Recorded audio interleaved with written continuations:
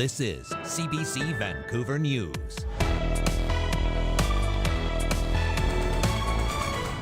The decision to share these allegations was not done lightly. We have stunning new details in Canada's growing conflict with India, what sources tell CBC News as more people get caught in the middle. We are the ones who are going to suffer and not the diplomats. For survivors, it raises all kinds of emotions. A First Nation in the Fraser Valley says it has identified more than 150 child deaths and possible unmarked graves at former residential schools. I don't think that there will ever be a point where we move on. And the owners of a tugboat are fined after a sinking in BC waters that killed 2 workers. Good evening, I'm Dan Burritt. Thanks for joining us. We have new revelations in Canada's expanding conflict with India. Sources tell CBC News that the federal government has evidence linking Indian diplomats to the killing of a Surrey Gurdwara leader. Also new is the timeline of the crisis. Sources say the accusations were brought to India's attention well before a tense meeting between Justin Trudeau and Narendra Modi at the G20 summit. Evan Dyer reports on how Canada got this intelligence.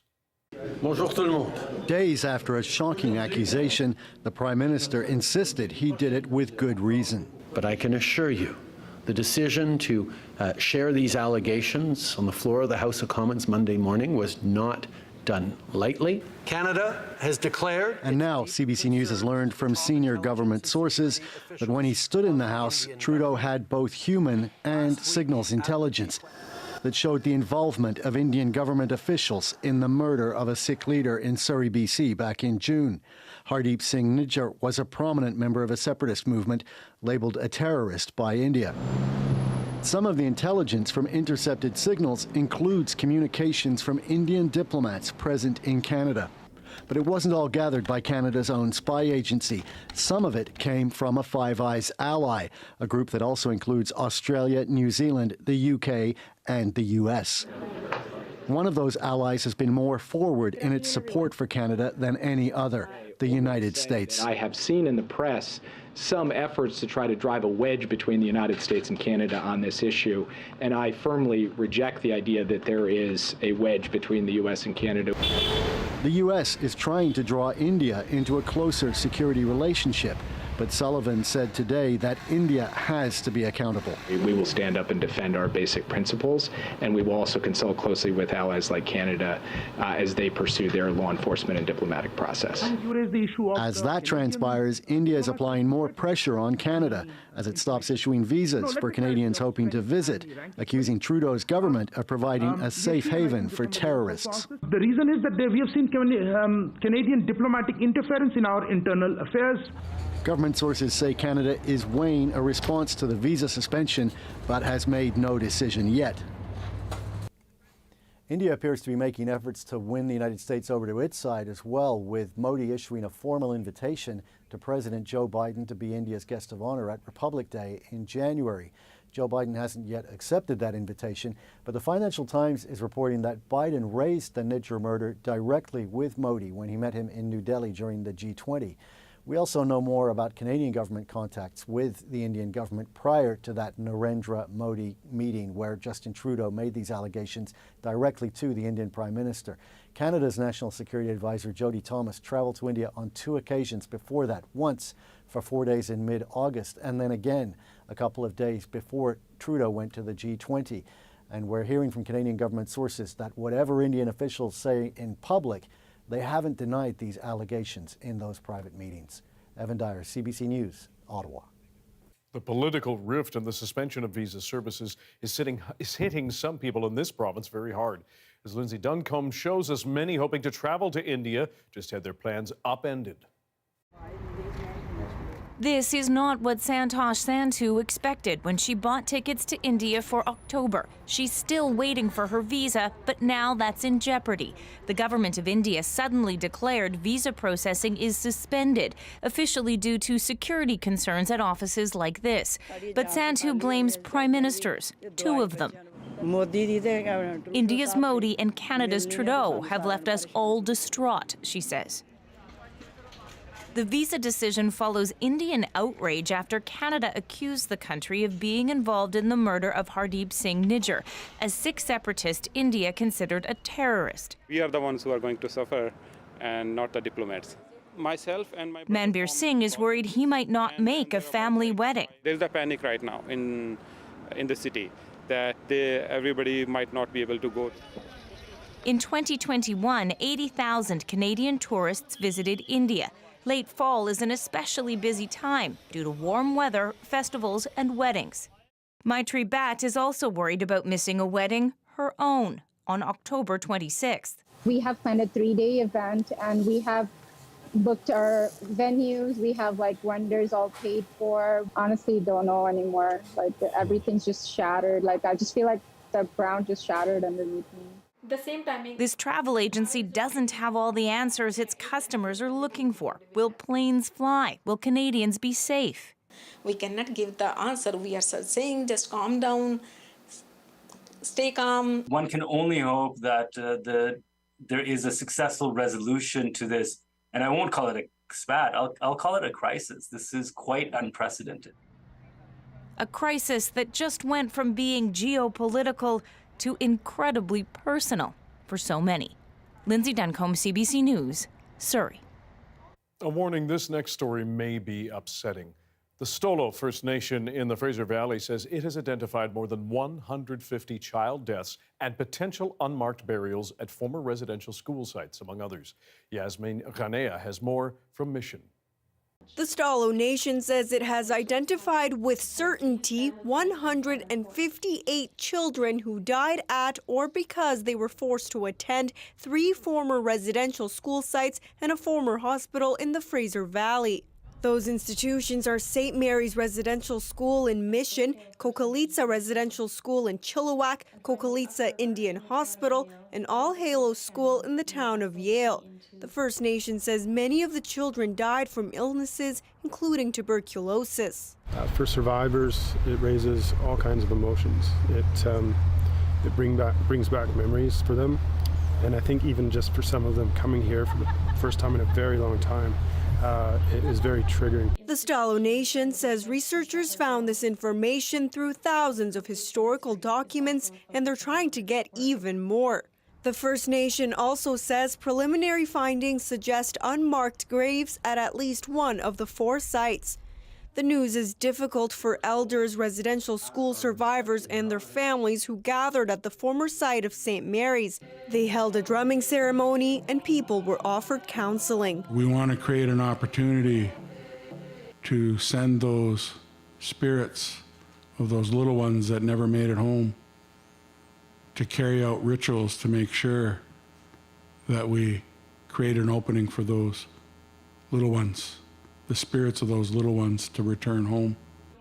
Survivors say the findings are a validation of what Indigenous people have been saying for decades about what they endured at residential schools. The Stolo Nation says it's carrying incredible pain, but says it has more work to do to uncover the truth and find accountability. Yasmin Ghanea, CBC News, Mission.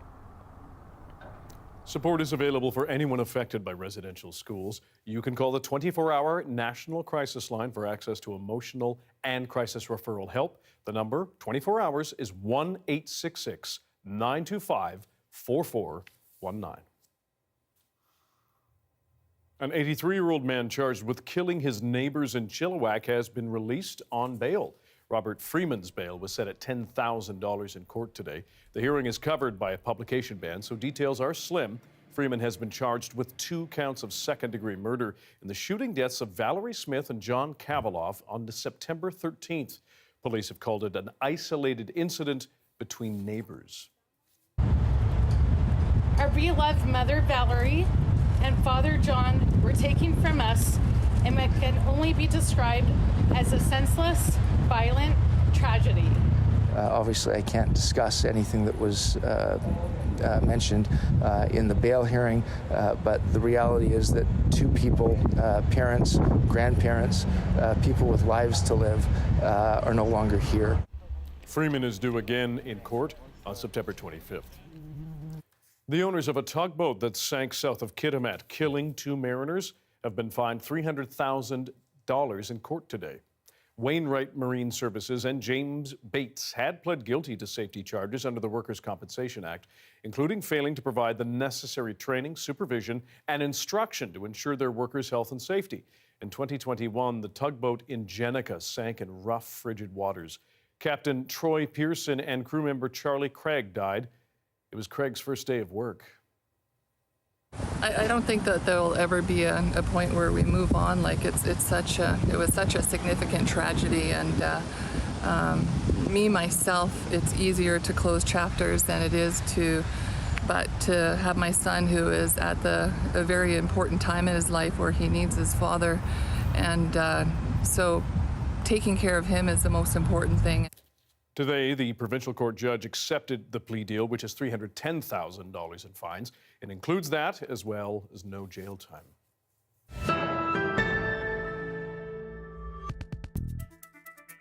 Overcrowding is becoming more common on Lower Mainland transit. From parents to people who don't own cars, reliance on buses and SkyTrains, among other things, is growing. Janella Hamilton reports on the call for more funding.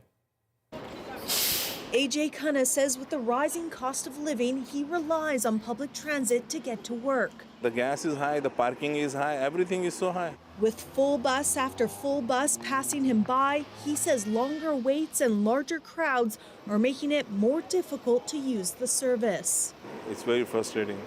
They need more transit. Before it was so pleasant, and now it's like people are pushing for the, just to get in. The Mayor's Council on Regional Transportation says ridership in areas like Surrey and Langley has more than doubled in the past 4 years, and it's only expected to increase with Canada's immigration targets bringing in tens of thousands more people. With ridership surging, we are at a critical juncture where we must expand services or we will face systemic overcrowding. This bus route, where we can see a long line of riders waiting, wrapping all the way around the transit center, is taking people from Surrey Central to the Newton Exchange. The Mayor's Council says this route is seeing about 6,000 more boardings per day. That means 1 in every 3 buses is overcrowded. Chantel McFadden says she often has to wait up to an hour just to board this bus. When you don't have a vehicle, yeah, that's the only way to do it. That's how we get around. This mother is visually impaired. On top of her disability, she says overcrowding makes commuting very challenging. It's difficult because I actually use a double stroller most of the time because I have a 3-year-old as well. So it's the only way to get them around. And there's people that don't get out of the way when you try and get off the bus. The council's plan would see doubling of bus services, more separated bus lanes, and an extension of the SkyTrain to UBC and Port Coquitlam. We need to take action. People need to feel it. They need to see it. They need to be able to use it. Neither the provincial nor federal government is committing to additional funding for the transit expansion plan. TransLink warns without more funding, it expects 4 out of 10 rush hour bus trips will be severely overcrowded by 2025.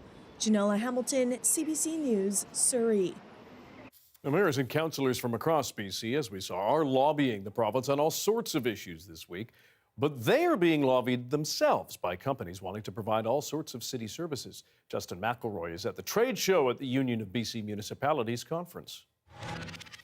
Every year, municipalities across British Columbia have to buy things that keep their cities running. But have you ever wondered where they purchased those things or where they formed those connections? This is the UBCM Trade Show.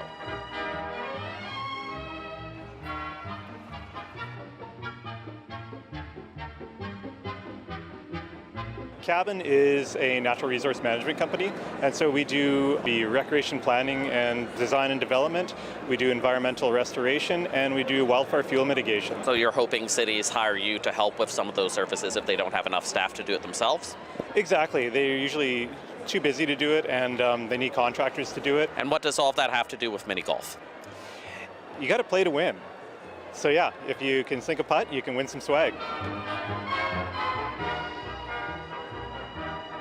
So what's hot in playgrounds right now?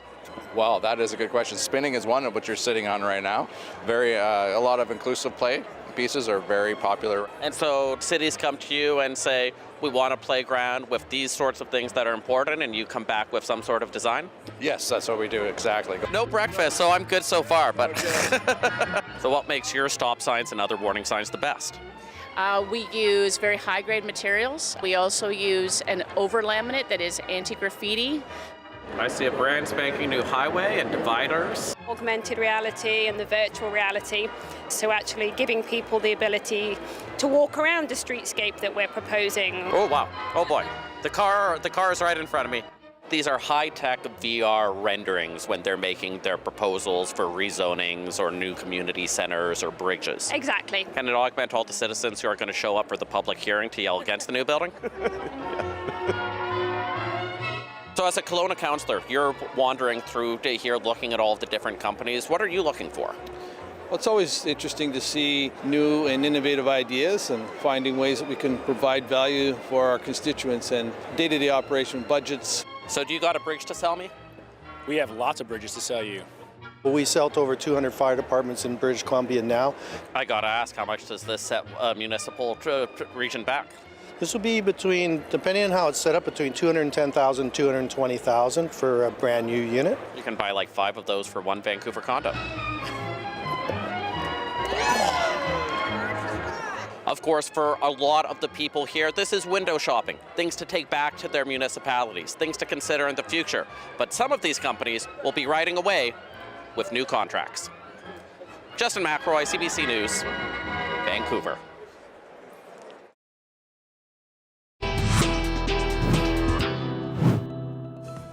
To save a fish, how people in the Kootenays are trying to help the Kootenay salmon. Stick around.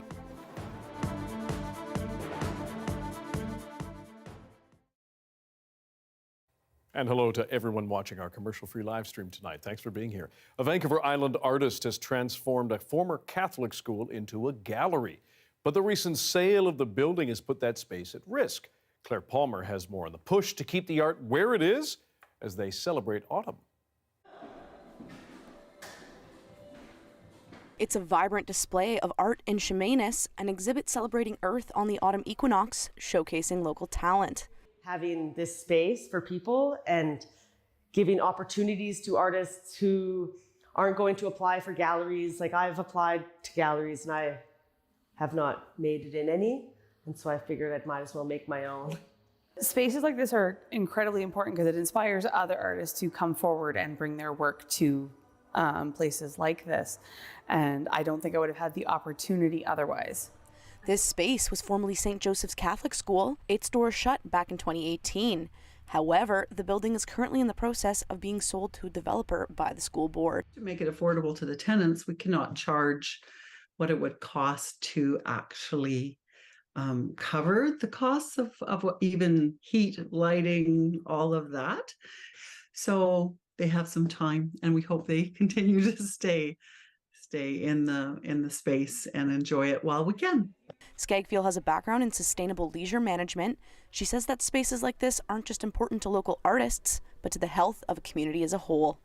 While she knew the sale was a possibility, she says it would be a shame to lose spaces like the gallery. A lot of people come up here and they're so happy to find it because, well, it's a bit out of town, like a ways out of town, but I think that people who, like community members, I think would be very happy to see this space being used as this, rather than a development. The sale may still take years to finalize, so while the clock is ticking, local artists like Skagfield will have a few more equinoxes and solstices to come. Claire Palmer, CBC News, Chemainus.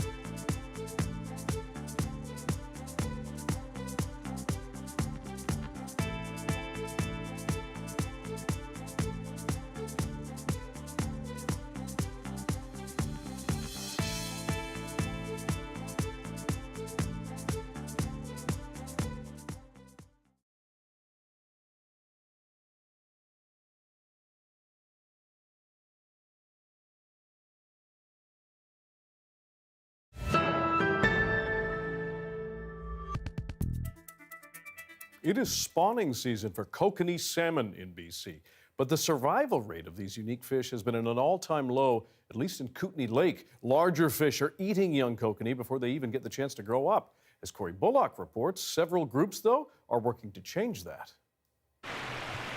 A chilly morning by the Columbia River. Members of the BC Freshwater Fisheries Society are collecting kokanee.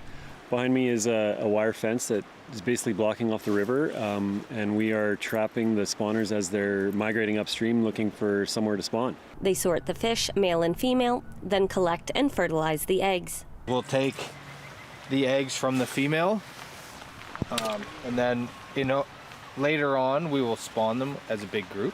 So we're looking to get 10 eggs per batch, and then after that we'll spawn them with 2 males. It's before noon, and they've already collected more than 170,000 eggs. The eggs will then go to the Kootenay Trout hatchery, where they incubate and get released as fry into Kootenay Lake. Genetically, these fish are from a source that's genetically very similar to the Kootenay Lake fish, so that's the reason why these fish will be used there. The Crescent Valley Rod and Gun Club took it upon themselves to apply for grant funding, and they were successful, receiving nearly $400,000 from the province to help this unique fish. So people down in the future will have access to a great fishery, and once again be able to come from all over the world to experience the great opportunities here in the Kootenay Lake. The losses here are dramatic. According to the Freshwater Fisheries Society, anywhere from 500,000 to 1 million Kootenay Lake kokanee are expected to spawn each year. But recently, the averages are more like 35,000. The newly hatched fish becoming prey before they've grown, and they're a vital species in the ecosystem. Without having the kokanee, we can't teach our children about the synergy of the land, of how the kokanee ties in, because it's our leader of the water, just like the eagle's the leader of the sky and the grizzly bear's leader of the land. There's hope that if the juvenile kokanee can avoid becoming prey while young and continue to grow, then the sport fishery could reopen and kokanee could be fished for generations to come. Corey Bullock, CBC News, Cranbrook. This was sunset earlier tonight over the White Rock Museum down on the water. Darius will paint us a province-wide weather picture right after this.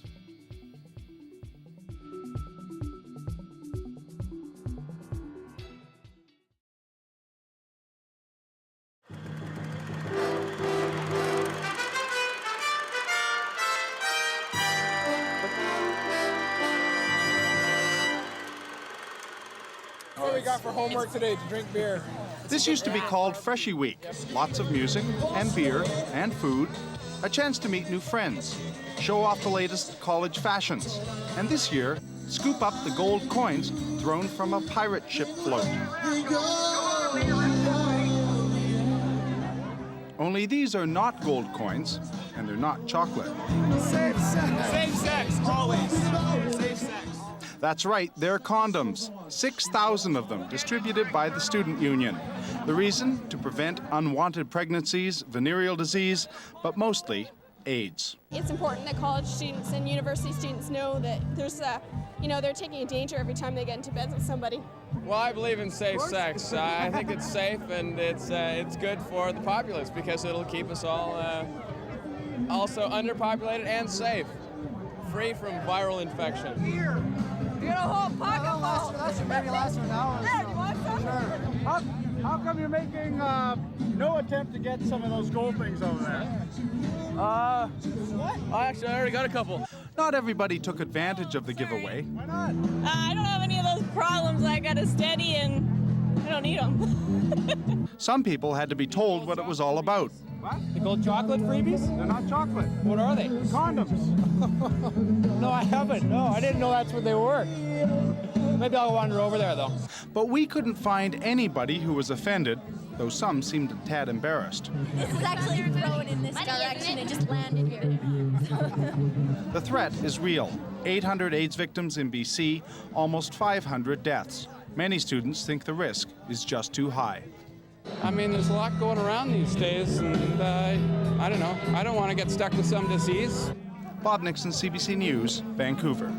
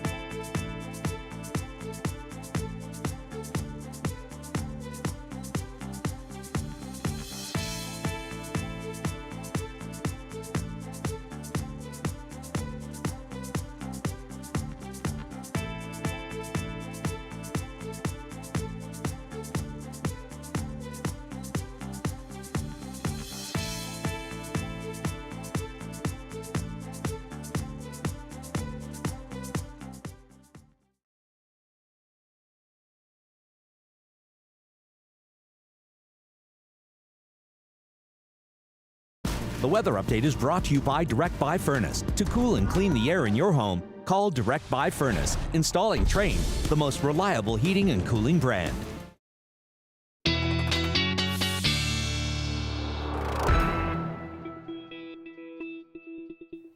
Time for our BC-wide weather picture with Darius Madavi. And a good reminder, we are still in drought. What is the situation there? We've seen a few minor changes, not too much, but a good reminder of what rain can do as it comes through, or a lack of it, really, because we've seen Haida Gwaii and the North Coast basins improve. Meanwhile, the Kettle Basin down here in the southern interior has not, or actually got a little bit worse. Other than that, we're the same across the province because really, from here, it can't get much worse. Most of the province is in level 5, some places in level 4. So hopefully we'll be getting some rain soon, and it looks like that might be the case. We've got some more systems moving through. So for now, it's just sitting in the northwest and heading down the north coast. But by Saturday, it sort of breaks through the ridge of high pressure that's been sitting across the province, and it lets it really come through and blanket most of BC. So it makes its way across the south coast into the interior, probably on Saturday into Sunday. Really, for the lower mainland, the real rain is coming Sunday into Monday. And there's another system down in the States that's pushing some of that into the Kootenays and by Revelstoke and Golden as well. So if we take a look at where that rain actually comes through, you see that make its way down the north coast. We see it come to the south coast here in Vancouver. We get a little bit on Saturday. This is going to probably be a brief pulse, a couple hours of showers, maybe if it makes its way here at all. That passes through, and that's really all we get. And then if we zoom back out provincially, we can see another system that really starts to make the difference as it comes through the province, coming up from the south. And this is what's going to be probably our significant rainfall. This is the first time, I'd say, really in a long time that we've seen a system come through that could actually bring some really proper and sustained rainfall, because this is a big system. You can see it come up and it lasts a few days, just continuous precipitation passing through the province. So hopefully some of that makes its way to Vancouver. That's me selfishly saying that, but really most of the province could use that rain. So wherever it ends up will probably be good news. Our forecast for tomorrow, we don't see that, so enjoy the one last day of sun before that cloud moves into most places across the province. Just sunny skies, really. Temperature staying a bit above seasonal, including inland here in Vancouver, inland parts of Metro Vancouver. And then if we zoom in right here, we can see that one day of sun. Rain moves in. Sunday probably is going to be that cloud until overnight when we see that system, the big one, really come in. So enjoy the sun, enjoy the rain, something for everybody. Very good. Thanks, Darius. Thanks, Dan. And that is your late news for Thursday. Thank you very much for joining us tonight. For news at any hour, check our website, cbc.ca/BC. Your next local news is on the early edition on CBC Radio 1. That begins tomorrow morning at 5:30. Have a good night.